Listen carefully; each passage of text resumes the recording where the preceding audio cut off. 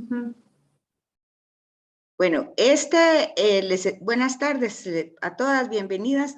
Les estaba diciendo que después de la invitación de Zoom, mandé 2 links de Apocalipsis del 1 al 11, que solo está el link, y luego Apocalipsis del 12 al 22. Es lo mismo que ya vimos en todo el trimestre, pero especialmente... Héctor no lo he visto muy seguido. ¿Cómo ven ustedes? A veces está, a veces no está, ¿verdad? Fíjese, licenciada, que él, si mucho, creo que 5 veces se ha conectado, la verdad. Sí, pues es para ellos más que nada, es que pongo ese para Luis también y para Héctor, para Luis Ángel, para Héctor, porque pues tengo poquito material de ellos y poquita asistencia, pero bueno, ahí está el chance para que vean un poquito la síntesis del curso, ¿verdad? De ahí por lo demás, a Carolina ya la tengo completa, a Julita también, a Víctor también, a Beatriz también. ¿Quién más me falta? A mí, yo. Ah, sí, a Mariel. Mariel, Sí, también, ya fue la primera. Ay, es que a mí me encanta escribir. No, de veras. Sí. Entonces a Mariel, ¿quién más me falta? Solo ellos 2, ¿verdad? Son 7. A mí ya me tiene completa, licenciada. Y Kelly. Carolina. Sí. Espéreme un momentito. Sí, ¿por qué pues que le falta? Eso es lo que estoy viendo ahorita. Pues según yo me faltaron 2 tareas, que todavía estaba haciendo una. Espéreme un momentito, solo voy a traer una. No hubiera dicho. Ay, no, pero es que... Te pongan 100 de una vez, Carolina. Mire, qué lindo el techo de la casa de la licenciada. Sí. No sé qué serán troncos. A ver, tú. Yo voy a preguntar después porque qué bonito. Miren, he tenido tantísimo que hacer este trimestre, Cielo, claro. que de verdad. A ver, pues estaba viendo yo estaba viendo los trabajos. Entonces, porque precisamente para hoy tener, y los estaba viendo de lo que tengo, en unos los tengo en correo, otros los tengo en WhatsApp. Y entonces, a Carolina, aquí la tengo. A Carolina.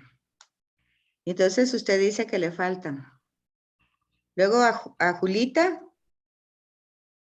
Ya la tengo aquí también. A Víctor. Aquí está. A Beatriz.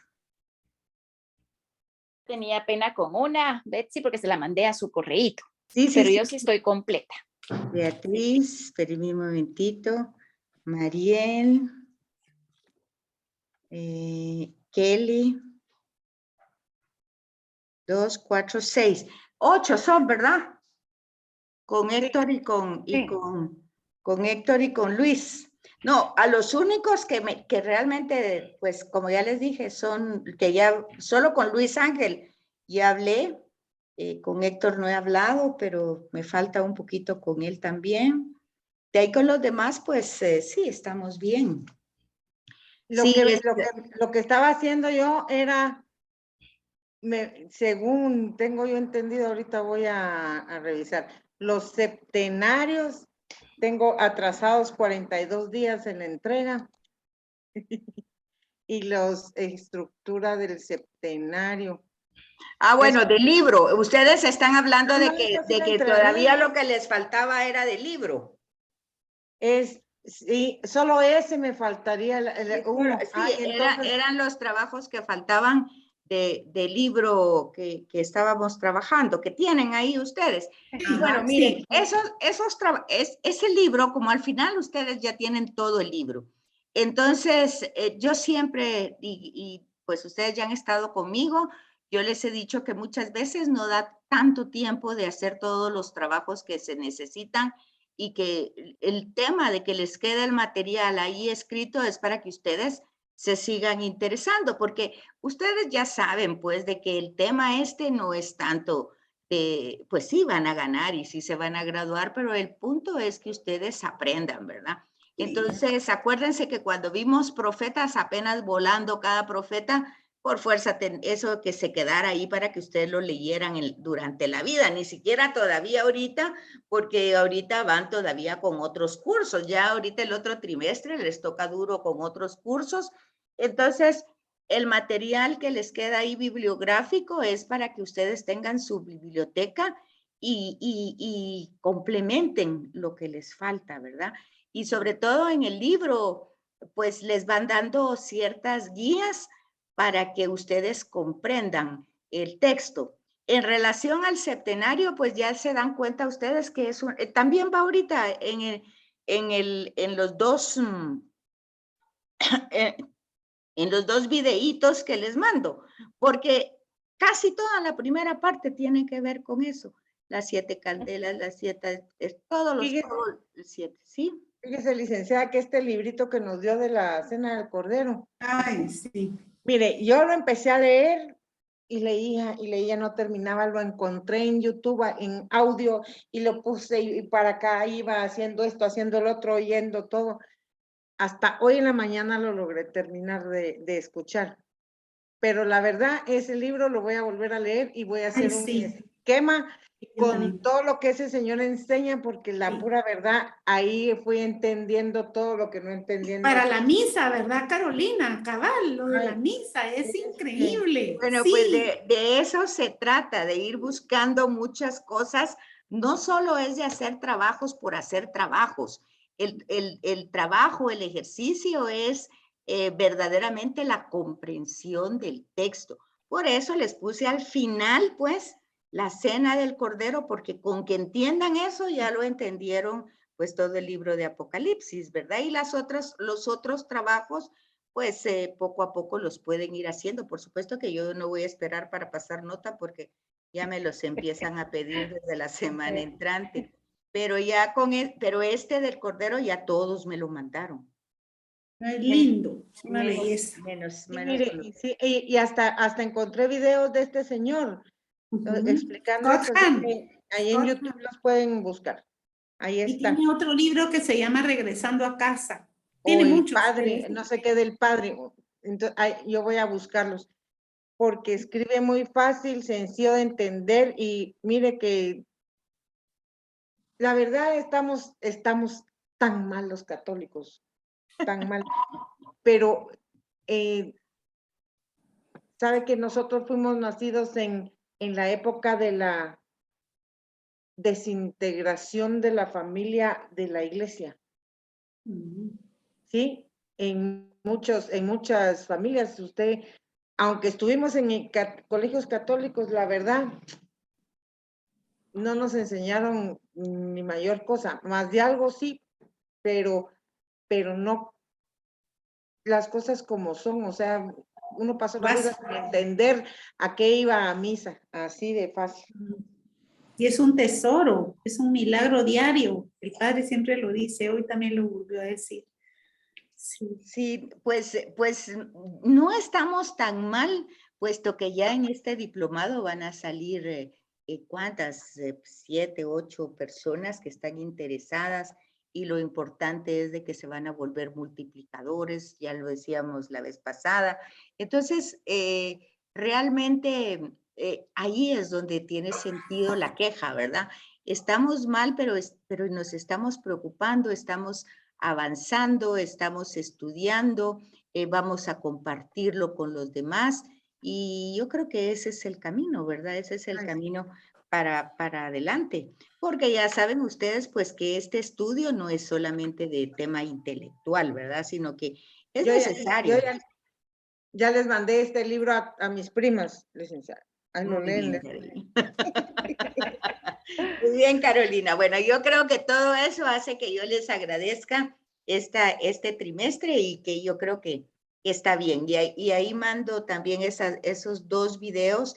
Y en la otra escuela donde yo doy clases también, en la Escuela de la Fe, se hizo una conferencia sobre esta carta. Y ahí se las compartí, Escuela de la Fe y ahí está compartida. Si no nos da tiempo de leerla, ahí la tienen ustedes también como una pequeña conferencia que hubo precisamente el jueves pasado. Entonces, ahí se las compartí y también el material si lo quieren seguir leyendo. Bueno, entonces si quieren, pues seguimos leyendo un poquito, ¿verdad? Porque no, tampoco nos va a dar tanto tiempo. Les decía yo que las ideas hasta donde llegamos, que a mí pues me habían gustado tanto, es que antes que nada dice, ¿verdad?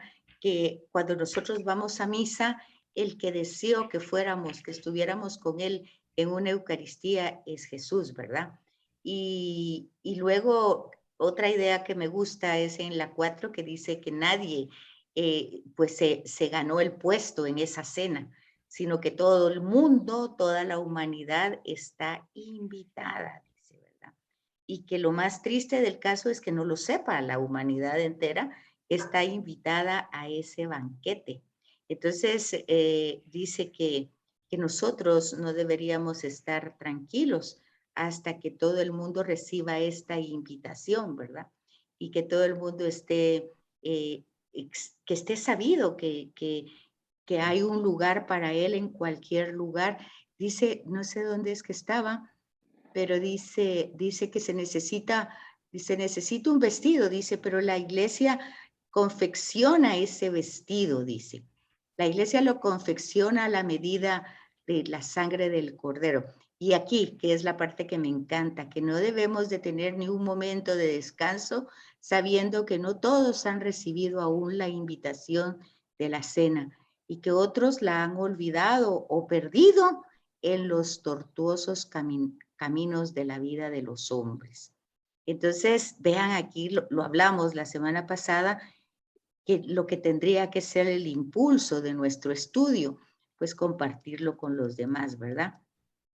Esas fueron a mí fueron las partes que más me gustaron, pero hay muchas. Y decíamos hace 8 días que la parte litúrgica, como la explica aquí el Papa, también de alguna manera más sencilla, para que lo entendamos, ¿verdad? El tema de la resurrección, que no es una idea, que no es un concepto, que no es un pensamiento, que si así fuera, ¿verdad? Pues entonces no tendría sentido ni que estuviéramos estudiando ni absolutamente nada de lo que hagamos. Pero dice que tomar muy en serio la encarnación, ¿verdad? Lástima porque generalmente para la mayoría de la gente la encarnación se reduce a un tema navideño, de regalos, de fiestas, cuanto que tiene un sentido teológico muy profundo. O sea, la encarnación no solo significa que Dios se hace carne, se hace humano, sino significa que Dios asume la realidad humana de toda la historia. O sea, es como que Dios, todo el COVID que hay en el mundo, desde el primero que salió hasta el de ahorita, pues todo en una cápsula lo ingiriera y eso claramente lo lleva a destruirse, ¿verdad? A destruirlo, porque es el mal, es la enfermedad. Él asume completamente, pero como lo hace de una manera confiada y entregada y abandonada al Padre, pues en ese grito de dolor lo presenta al Padre, pues ahí está, ese es el tema de la encarnación, que la encarnación no es solamente el hecho de que nació y así romántico como que con el pesebre y los pastorcitos y las lucecitas, no, es algo mucho más serio, mucho más profundo en la historia.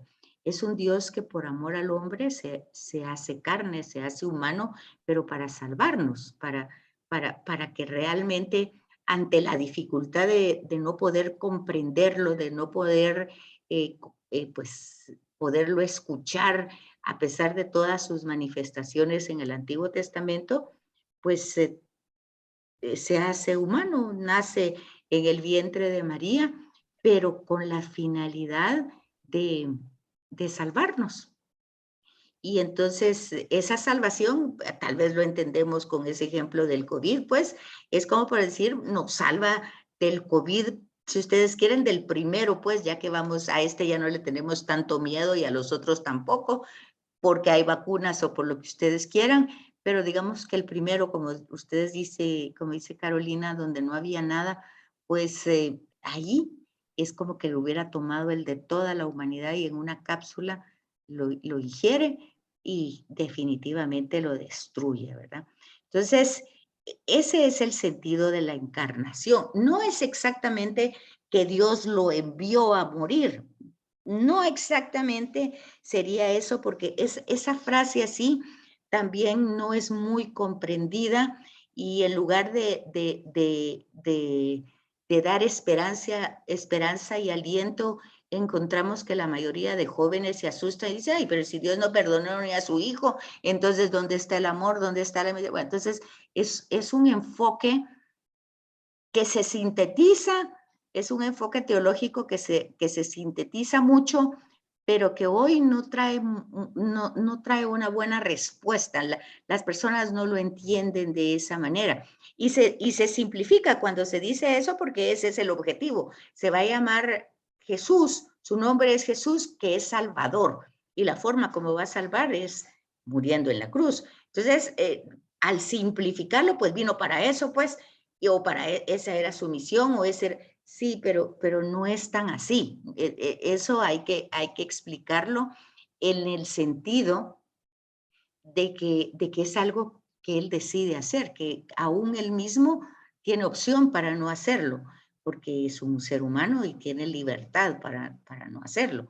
Por eso dice al final, a mí nadie me quita la vida, sino yo la doy. O sea, hay una postura libre de decisión y de entrega y de donación. Entonces, bueno, todo eso es teología, ¿verdad? Que ya ustedes más o menos lo han ido estudiando. Pero entonces aquí en la liturgia, que es la parte que nos toca ver ahora, pues nos garantiza la posibilidad del encuentro con esa persona, ya que decíamos que el que esté vivo no es una idea, no es un pensamiento, no es un concepto, sino es una presencia. Pues la liturgia en la Iglesia Católica nos ayuda a la posibilidad de ese encuentro, ¿verdad? Entonces, no sé si me hacen favor de leer a partir, no sé, del 10, del 11, o de donde quieren, donde nos habíamos quedado hace 8 días. Yo creo que esto ya lo habíamos leído, ¿o no? No sé. No, le estábamos leyendo algo del Papa. Este es No lo del Papa. terminamos, Sí, no terminamos, creo que al 11 llegamos. Si quieres, sigo yo en el 11, Carolina. va. Bueno, Bueno, 11. La liturgia nos garantiza la posibilidad de tal encuentro. No nos sirve un vago recuerdo de la última cena. Necesitamos estar presentes en aquella cena, poder escuchar su voz, comer su cuerpo, beber su sangre. Le necesitamos a Él. En la Eucaristía y en todos los sacramentos se nos garantiza la posibilidad de encontrarnos con el Señor Jesús y de ser alcanzados por el poder de su Pascua.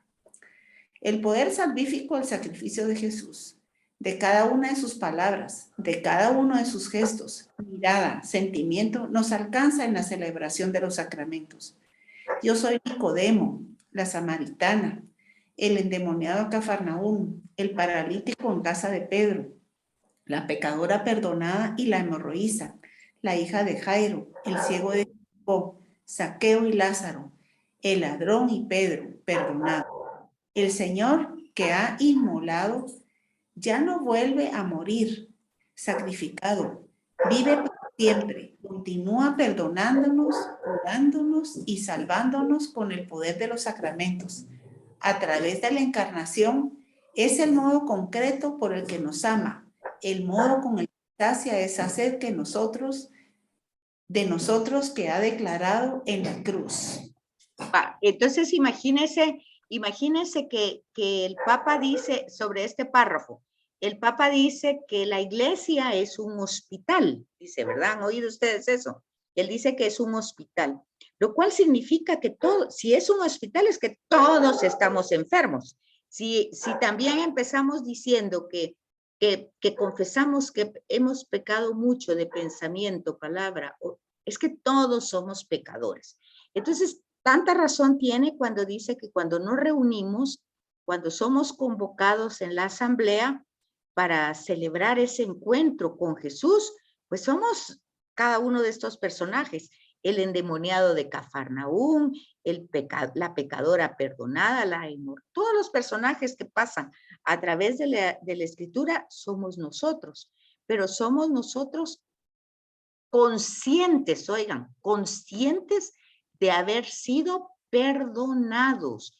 Por eso se llama Eucaristía, acción de gracias, porque estamos conscientes de haber sido perdonados y nos acercamos a esa presencia porque la necesitamos para no volvernos a encadenar con el mal, y entonces agradecidos, ¿verdad? Por haber sido salvados, perdonados. Entonces, es importante que nosotros nos ubiquemos dentro de esa asamblea, no imaginándonos que estamos ahí porque somos los mejores, porque esto es lo que hace la referencia el Papa, ¿verdad?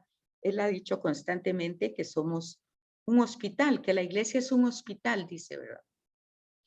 Y por eso tal vez pueden entender cuando dice, bueno, a este hospital no hay ningún enfermo que no pueda entrar.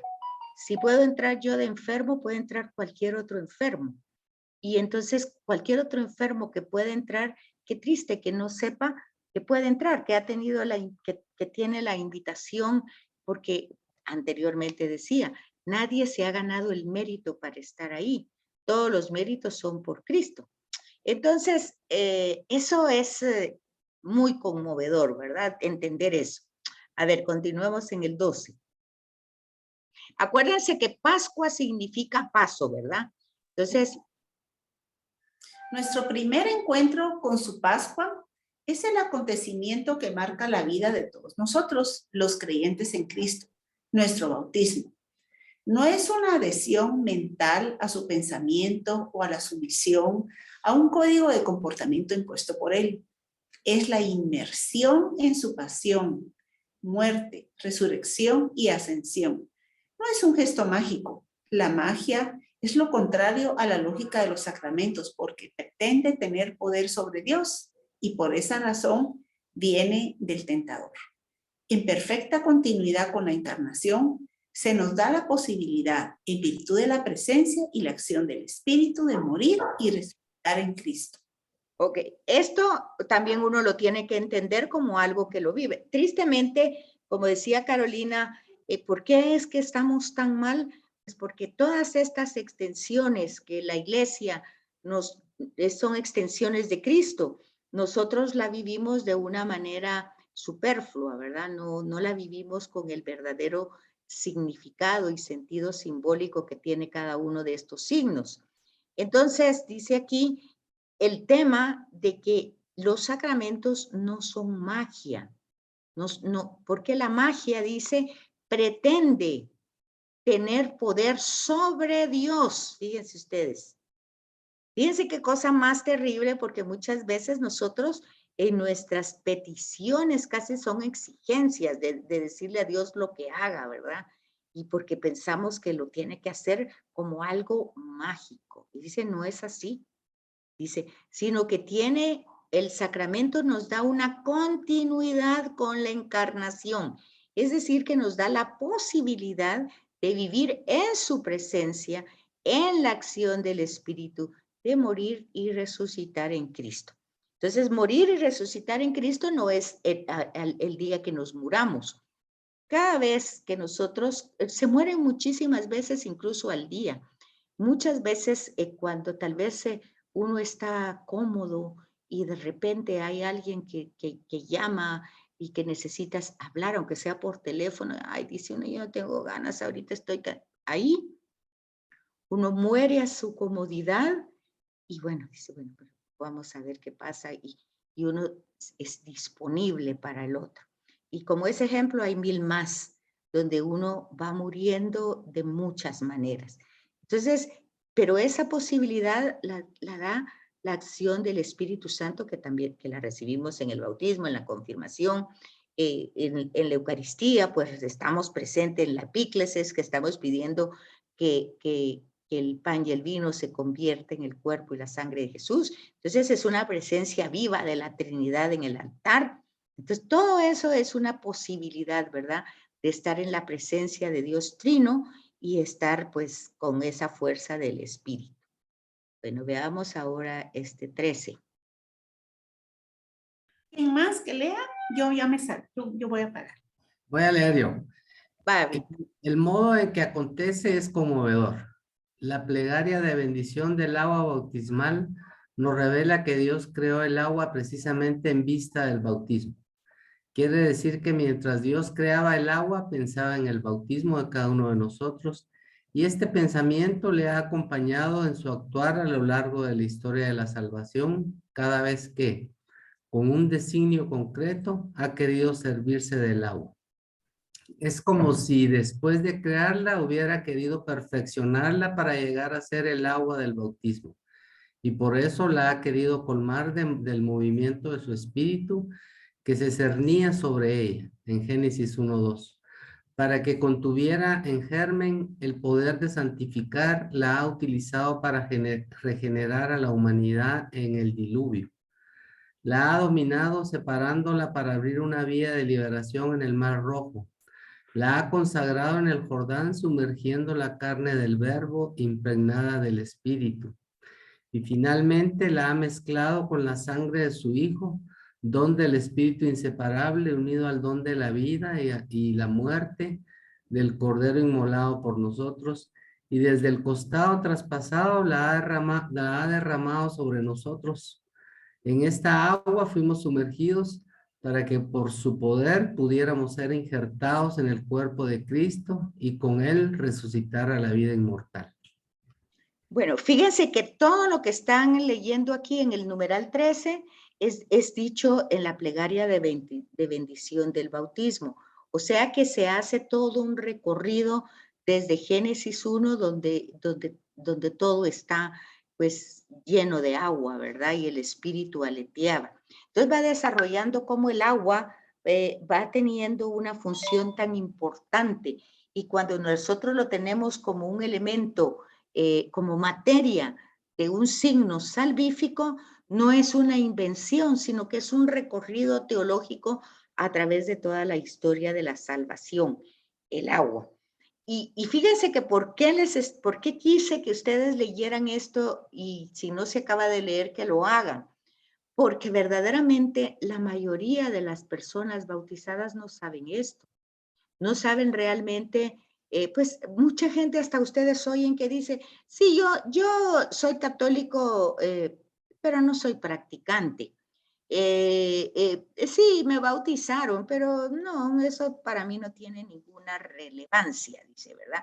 Como que eso fue algo así incidental que pasó, pero pues yo no, era aparte que era pequeño, como diría Ricardo Arjona, no me preguntaron, ¿verdad? Me llevaron y pues ahora que soy grande, eso no tiene ninguna importancia para mí. Pues no tiene ninguna importancia porque no sabe. Si alguien, por ejemplo, hay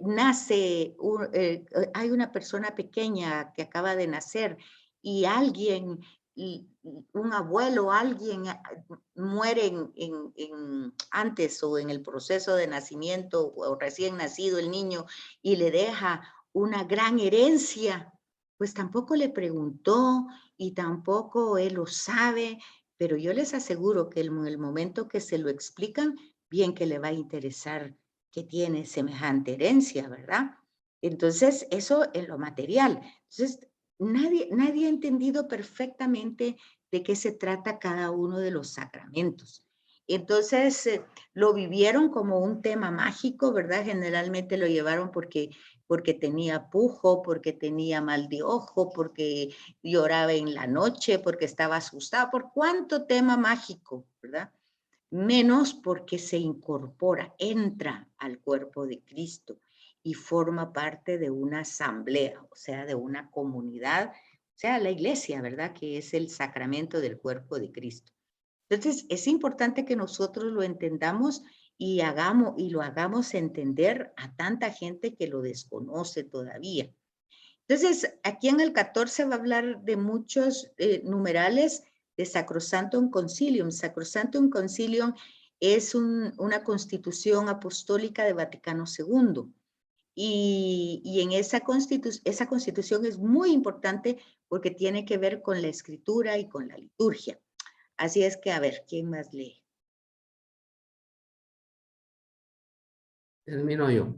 Vale. Iglesia, sacramento del cuerpo de Cristo. Como nos ha recordado el Concilio Vaticano II en Sacrosanctum Concilium, citando la Escritura, los padres y la liturgia, columnas de la verdadera tradición del costado de Cristo dormido en la cruz, brotó el admirable sacramento de toda la Iglesia. El paralelismo entre el primer y el nuevo Adán es sorprendente. Así como del costado del primer Adán, tras haber dejado caer un letargo sobre él, Dios formó a Eva, así del costado del nuevo Adán, dormido en el sueño de la muerte, nace la nueva Eva, la iglesia.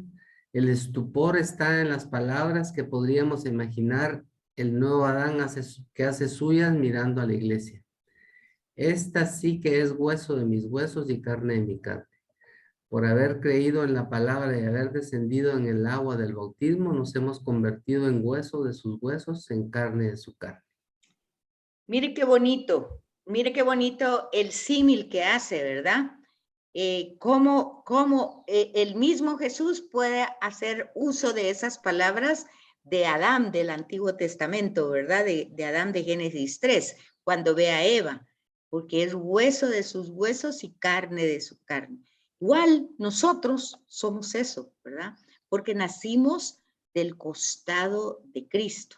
Igual que Eva, así nosotros también nacemos del agua y la sangre que sale de su costado y que cae en las personas que están al pie de la cruz.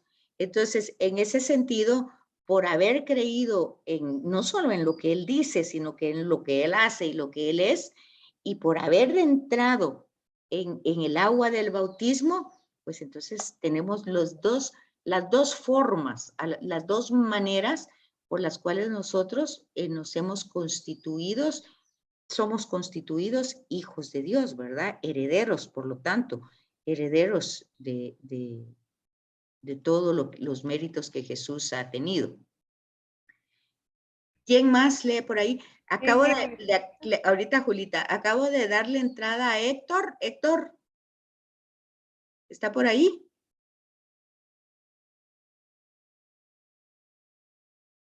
Le di entrada a Héctor, pero no sé si entró. Me parece que sí. Sí, está, licenciada. Pero no me habla, necesito...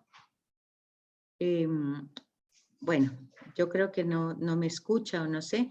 Pero si me escucha, Héctor, si después me llama o algo para ver cómo estamos con sus notas, porfa, o si puede abrir su micrófono, porque justamente estaba preguntando por usted.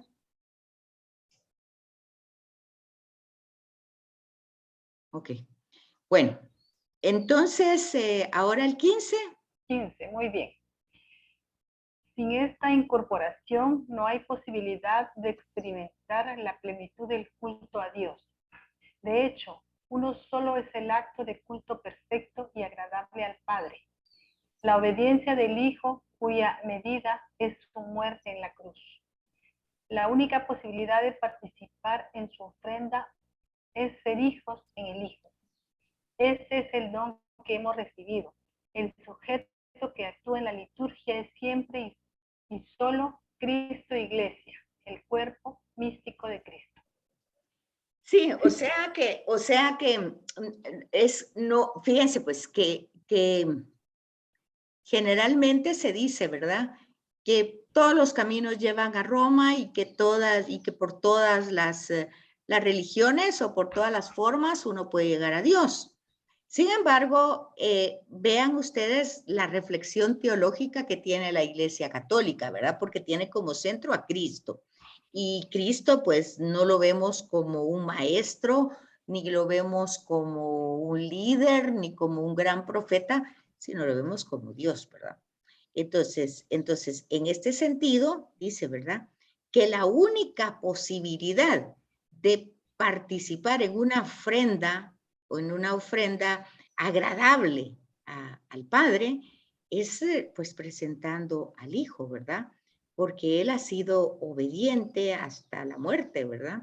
Y Él siempre sigue actuando en la liturgia como cabeza de su cuerpo, que es la iglesia.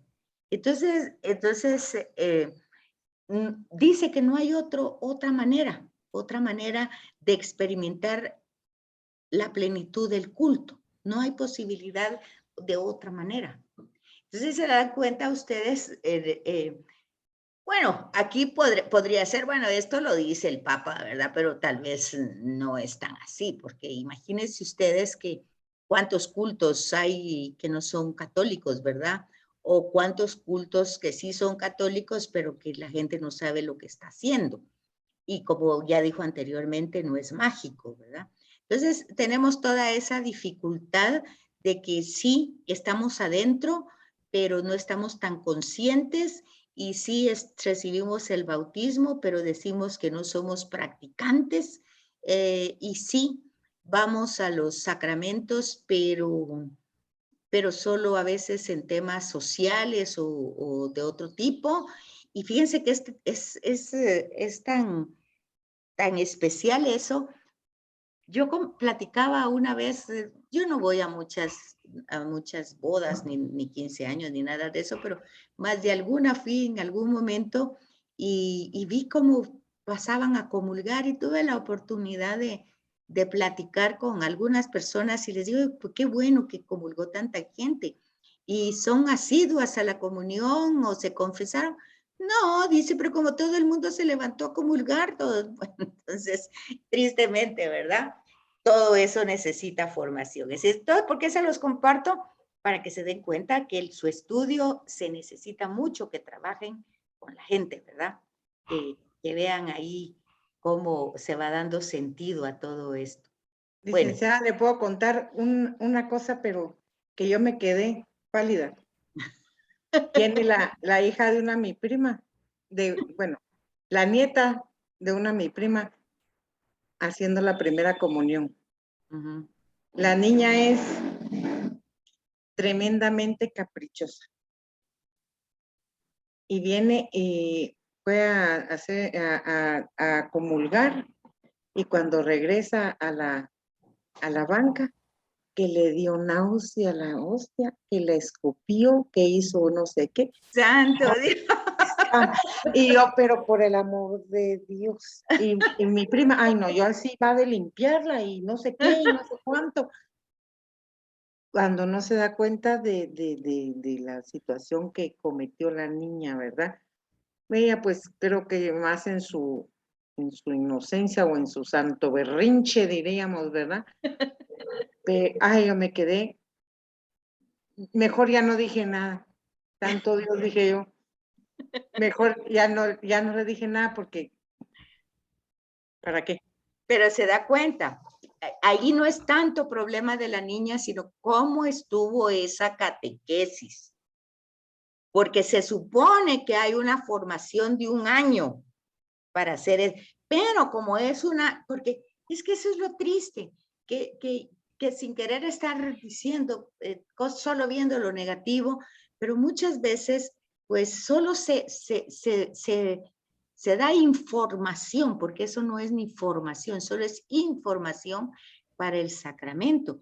Yo me recuerdo que cuando nosotros yo hice mi primera comunión, o cuando yo di catequesis a los chiquitos, pues imagínense, yo estaba en el colegio, y en el colegio nos pedían que fuéramos catequistas de primera comunión, pero siempre nos abocábamos al párroco. Y fíjense que eso le comentaba a un sacerdote hace poquito, que yo vivía ahí en la Sexta Calle entre Primera y Avenida Elena, y donde yo iba a dar catecismo era el Santuario de Guadalupe.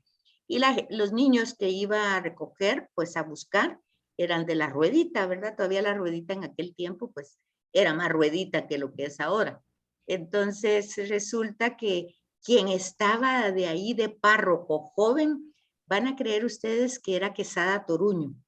Él era el que estaba ahí de párroco. Es mi tío, mi puro tío. Pues él estaba, Él me casó a mí. él estaba allí en el santuario de Guadalupe. Estaba en todos esos años de los 68, 60. Incluso él fue el que puso la casa universitaria ahí sobre la octava o novena calle, no me acuerdo, pues yo creo que era la novena calle. Bueno, ahí estaba la casa universitaria que después se volvió tanto problema.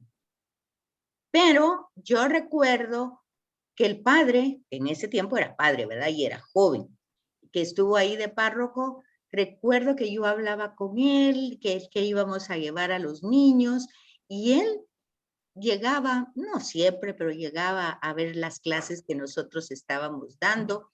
Y antes de la comunión, él hacía la práctica de cómo tenían que recibir la comunión, y lo hacía con hostias que no estaban consagradas. Eso le dije yo a mi prima. Antes les daban un pedacito para que probaran.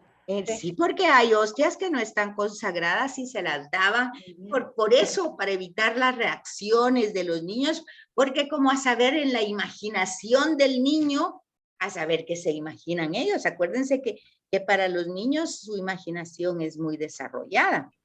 Entonces, a saber qué se puedan imaginar. Entonces, yo recuerdo que el padre, había un retiro antes de la primera comunión, pero ese retiro no era de oración, sino que era de explicarles de qué iba a pasar, qué iban a hacer. Los confesaban, pero antes de confesarles les explicaban. En fin, había una serie de explicaciones. Era más práctica que otra cosa. Ahora es en línea, licenciada. Pero, Ay, Dios mío. Sí, pues, por eso. pero ya se dan cuenta. De hecho, les cuento que me estaban preguntando a mí, decía, no sabes, o tú me decía, no quisieras trabajar con niños, vieras que qué problema hay, y me hablaban de eso, que les dan religión, o no sé cómo se llamará, en los colegios, incluso del Opus, pero no, la mamá que me estaba contando, pues no estaba muy contenta, no estaba muy satisfecha. Y entonces me decía, no sabes de quién puede dar pues catequesis para que hagan una de verdad, una comunión, que sepan lo que están haciendo. Pues le dije, déjame que averigüe, así es que ahí están ya por si ustedes quieren trabajar ya el año entrante. Sí. Bueno, entonces veamos el sentido teológico de la liturgia. Si gusta, sigo, licenciada. Vaya, Juli. 16. Debemos al concilio y al movimiento litúrgico que lo ha precedido el redescubrimiento de la comprensión teológica de la liturgia y de su importancia en la vida de la Iglesia. Los principios generales enunciados en la Sacrosanctum Concilium, así como fueron fundamentales para la Reforma, continúan siéndolo, como la promoción de la participación plena, consciente, activa y fructuosa en la celebración, fuente primaria y necesaria de donde han de beber los fieles el espíritu verdaderamente cristiano. Con esta carta quisiera simplemente invitar a toda la Iglesia a redescubrir, custodiar y vivir la verdad y la fuerza de la celebración cristiana. Quisiera que la belleza de la celebración cristiana y de sus necesarias consecuencias en la vida de la Iglesia no se vieran desfiguradas por una comprensión superficial y reductiva de su valor, o peor aún, por su instrumentalización al servicio de alguna visión ideológica, sea cual sea. La oración sacerdotal de Jesús en la última cena, para que todos sean uno, juzga todas nuestras divisiones en torno al pan partido, sacramento de piedad, signo de unidad, vínculo de caridad. Fíjense, cabal lo que estábamos hablando, ¿verdad? Y digamos que esta es la parte como central. Utiliza todo el documento que Vaticano II desarrolló en 1964-65, pero eso lo actualiza, pues lo puso en una actualización que no tenía, pero dice lo que significa esta carta. Dice, una invitación a redescubrir, custodiar y vivir. Fíjense los verbos.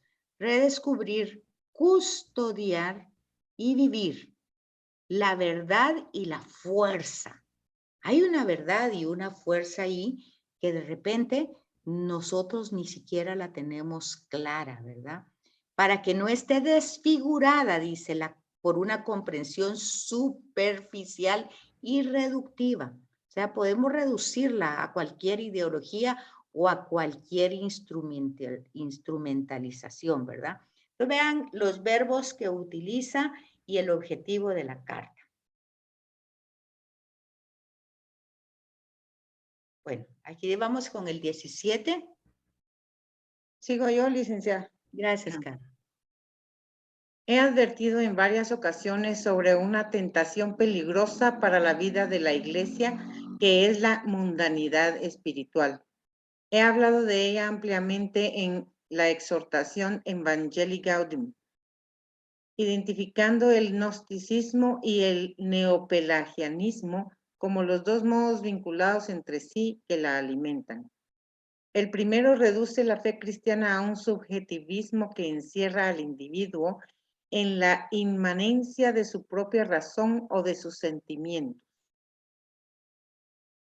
En el segundo anula el valor de la gracia para confiar solo en las propias fuerzas, dando lugar a un elitismo narcisista y autoritario, donde en lugar de evangelizar lo que se hace es analizar y clasificar a los demás, y en lugar de facilitar el acceso a la gracia, se gastan las energías en controlar.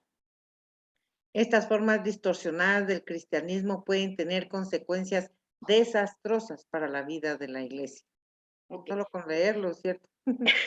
Sí, estos dos temas, el gnosticismo y el neopelagianismo, pues él explica muy bien, pero no lo hace solo en ese Evangelii Gaudium, sino que también lo hace en lo que hace la santidad, la carta, la encíclica La Santidad, que dice que ese es el problema. El gnosticismo es no tener claro quién es Jesús, ¿verdad? Y pensar que realmente es solo Dios, ¿verdad? Y olvidar toda la parte humana, y eso es porque la razón no nos lo permite entender o aceptar, ¿verdad? Y entonces como nuestra inteligencia no puede captar esas dos naturalezas en Jesús, pues optamos por una sola. Y generalmente pues por la que optamos es por Dios, ¿verdad? Pues, o sea, algunas personas dicen de otra forma. Dicen, a mí la persona de Jesús me gusta, me atrae, pero no es Dios. O sea, no, o sea, para mí no es Dios. Va en esa línea, ¿verdad? Ya sea de un lado o del otro. Y luego el neopelagianismo. Pelagio fue también una herejía al principio del cristianismo, donde se anula la gracia, sino que todo se ve como esfuerzo personal. Y hoy es eso, ¿verdad? Porque la gente logra lo que tiene, se anula el tema de la providencia. La Esto gente... es pura nueva era, licenciada. Sí, sí. Y lo peor del caso es que si usted se pone a pensar, todo puede ser perdonado, pero la blasfemia contra el Espíritu Santo no tendrá perdón ni en esta ni en la otra vida. Ay, pobrecitos. Ay, pobrecitos. Pero ya ve, entonces ahí es donde nosotros vemos la importancia. Por eso tenemos que ver la importancia de comprender lo que estamos estudiando, no solamente para sacar 100, que ya tienen 100, eso ya está bien, pero para transmitirlo a los demás, para que los demás sepan de qué se están perdiendo. Es como algo que yo siempre he peleado, que fui al banco la vez pasada y bueno, necesitaba activar algo ahí en el banco y me dicen, eso cuesta 25 quetzales. Ah, bueno, les digo yo. Y se quedan ahí viendo y al rato me dice, bueno, lo tiene desde hace 15 años activado. Imagínense. tiene uno algo activado que no sabe que lo tiene, que se lo están cobrando y que no lo está usando. Entonces, ¿cómo se llamará eso, verdad? Pero al final de cuentas lo mismo pasa con esto. Tenemos un regalo que hemos recibido, que lo tenemos y que de todas maneras no sabemos que lo tenemos ni para qué sirve. Y entonces ahí es donde tenemos el problema. Entonces, en el numeral 18. Resulta evidente en todo lo que he querido recordar anteriormente que la liturgia es, por su propia naturaleza, el antídoto más eficaz contra estos venenos. Evidentemente hablo de la liturgia en un sentido teológico, y ya lo afirmaba Pío XII, no como un ceremonial decorativo o un mero conjunto de leyes y de preceptos que ordena el cumplimiento de los ritos. Sí, es que acuérdense que también hay personas que le dan mucha importancia a toda la ritualidad, ¿verdad? Que aquí hay que estar hincado, que aquí hay que estar que sí, también uno tiene que saber lo que está haciendo porque es en comunidad, pero tampoco es lo más importante, ¿verdad? Entonces aquí del 19 al 20 va a dar en qué manera la liturgia ayuda al gnosticismo y al neopelagianismo. ¿Quién me hace favor? Hasta vea, Héctor. Sí, voy yo. Voy a intentar en el celular, pero es que me está costando un poquito. Si el gnosticismo nos intoxica con el veneno del subjetivismo, la celebración litúrgica nos libra de la prisión de una autorreferencialidad alimentada por la propia razón o sentimiento. La acción celebrativa no pertenece al individuo, sino a Cristo, Iglesia, a la totalidad de los fieles. Unidos en Cristo, la liturgia no dice yo, sino nosotros, y cualquier limitación a la amplitud de nosotros es siempre demoníaca. La liturgia no nos deja solos en la búsqueda de un presunto conocimiento individual del misterio de Dios, sino que nos lleva de la mano juntos como asamblea para conducirnos al misterio que la palabra y los signos sacramentales nos revelan.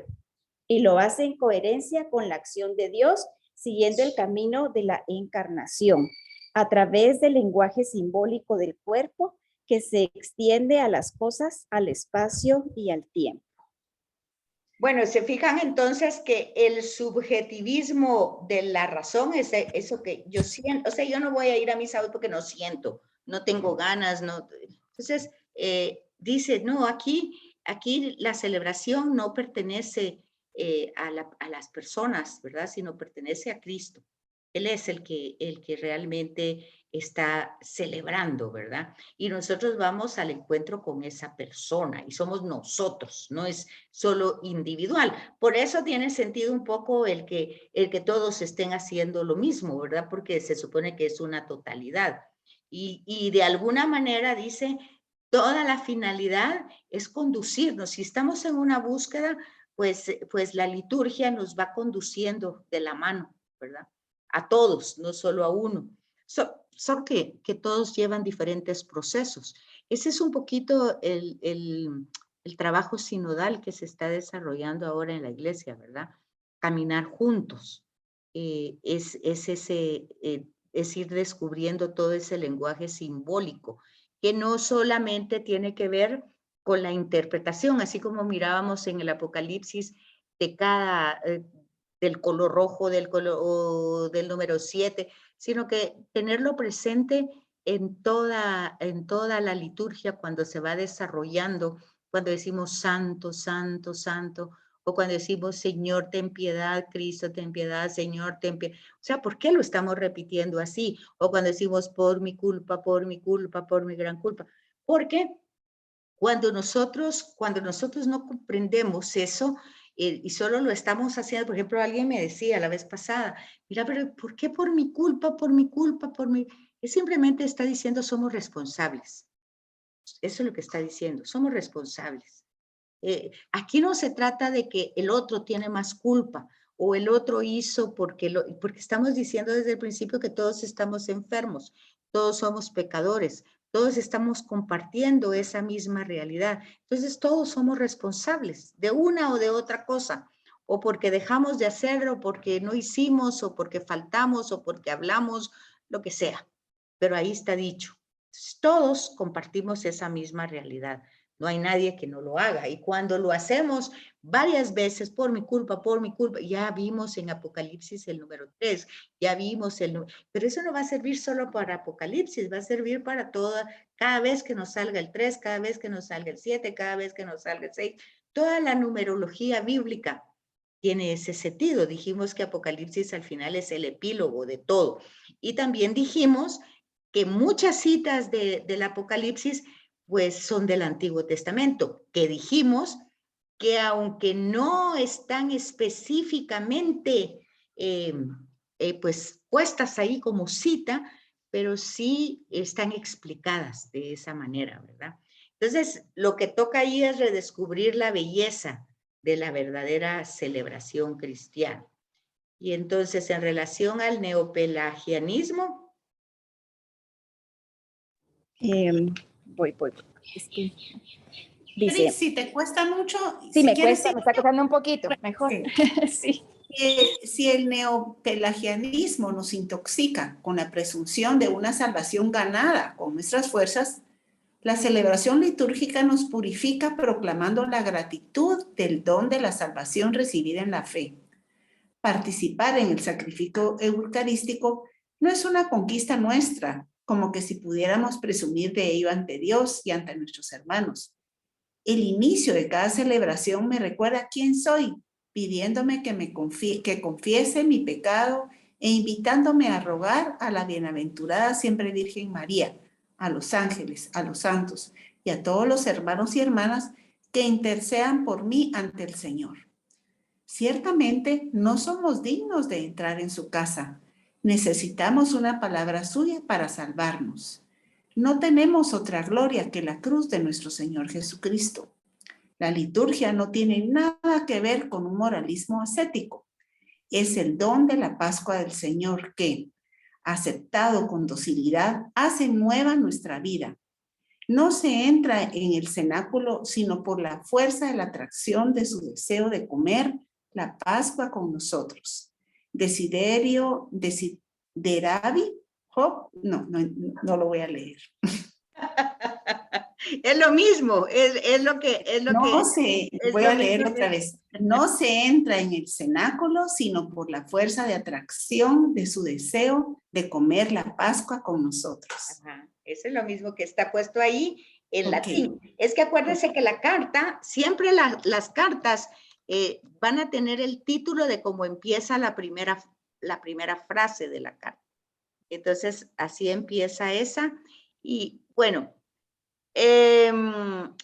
ustedes se dan cuenta de que los numerales, pues esta carta no es tan chiquita, vimos que tenía más o menos, si mal no recuerdo, como 85 numerales, ¿verdad? Uh-huh. Así es que yo creo que pues ustedes podrán seguirla leyendo en la medida que les interese, porque lo que a mí me interesaba que ustedes vieran es básicamente que lo que tenemos que ser claros, que hay que cuidar todos los aspectos de la celebración, observar lo más que se pueda lo que ahí se desarrolla, ¿verdad? Que debemos tener un asombro siempre. Tenemos que tener un asombro ante el misterio pascual que celebramos en la acción litúrgica, porque dice que si falta ese asombro, pues entonces hay una gran ausencia ahí, ¿verdad? Hay algo que no llega a entrar. No bastan los esfuerzos, aunque sean nobles, para que esa celebración sea una celebración de calidad, ni tampoco una llamada a la interioridad. Arriba decía, tampoco es un tema moral, ¿verdad? De ascetismo, es decir, yo he hecho todo el esfuerzo para no hacer esto, no hacer otro, he ayunado. Bueno, no se trata de eso, dice, porque incluso todo eso corre el riesgo de quedar reducida a una subjetividad vacía, si no se acoge la revelación del misterio cristiano, que es el encuentro con Dios, que no es fruto nunca, nunca, nunca de un esfuerzo individual ni de una búsqueda individual, sino que es un acontecimiento regalado, ¿verdad? Podemos encontrar a Dios por el hecho novedoso de la encarnación. En la última cena llega al extremo de querer ser comido por nosotros. Entonces vean ustedes hasta qué punto llega la encarnación, hasta qué punto llega el amor a quedarse en un pedacito de pan, ¿verdad?